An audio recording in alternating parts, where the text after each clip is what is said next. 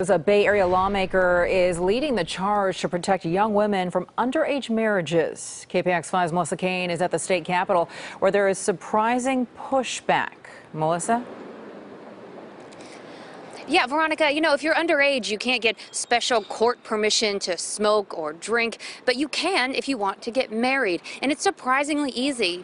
Girls as young as 15 or 16 just need their parents' signatures of consent, and then a judge enters an order. It's generally just a matter of paperwork. Well, some folks here in Sacramento say that's too easy, that young girls are being coerced and manipulated into being married before they are ready, and it can have disastrous effects on them for the long term.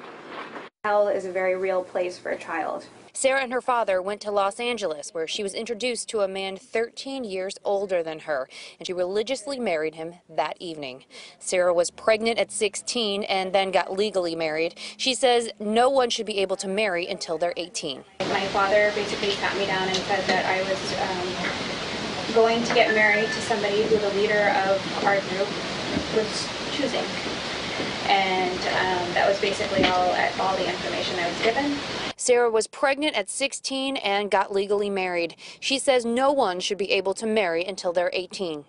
A person cannot consent to sex under 18, yet this law allows for, the current laws allow for a loophole through that statutory rape law. Bay Area Senator Jerry Hill proposed a law, SB 273, to set 18 as the minimum age for marriage, but opposition, including from Senator Hannah-Beth Jackson and the ACLU, forced him to change direction. When we proposed the 18 minimum age, we knew that there were certain circumstances. We just hadn't heard them yet. The ACLU argued that not all underage marriages are coercive and that there's not enough data to make a good judgment about the issue. So today, the Judiciary Committee passed a new version of SB 273. It requires a court counselor to individually interview anyone under 18 who wants to get married. And it requires all courts to track and publish data on the court petitions and ages of the people making the request. Hill says he's laying the groundwork for more restrictions. The purpose of the data collection is to be able to look in 2019 to see where we are. He says once there's more information, another law can be proposed. In the meantime, Sarah says this is a good start, and she wishes she had had an individual interview when she was 15.